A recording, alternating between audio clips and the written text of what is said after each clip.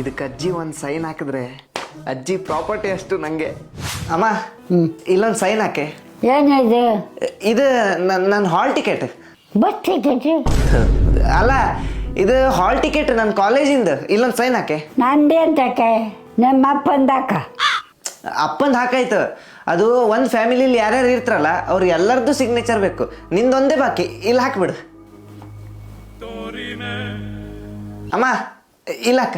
ನನ್ನ ಸೈ ಅಂತಕ್ಕ, ನನ್ನ ಸೈ ಬೇಕು ಬೇಕು, ನೀ ಹಾಕ. ನಾ ಕಾಲೇಜ್ಗೆ ಹೋಗ್ಬೇಕಾದ್ರೆ ಅದೆಲ್ಲ ಎಲ್ಲಾಗಿತ್ತಲ್ಲ. ಮೊದ್ಲಿರ್ಲಿಲ್ಲ, ಈಗ ಹೊಸ ರೂಲ್ಸ್ ಬಂದದೆ. ನೀ ಸೈನ್ ಹಾಕ.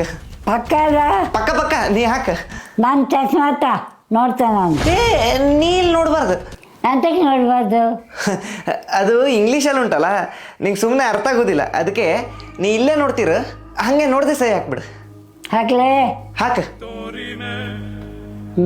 ಆಯ್ತು, ಹಾಕಿದೆ. ಇದು ಆಸ್ತಿ ಪತ್ರ ಆಗಿತ್ತು. ನಿಂದಷ್ಟು ಪ್ರಾಪರ್ಟಿ ನಂಗೀಗ. ನೀನು ಸೈನ್ ಮಾಡಿದೆಯಲ್ಲ. ಸೈ ಯಾರು ಹಾಕಲ್ಲ?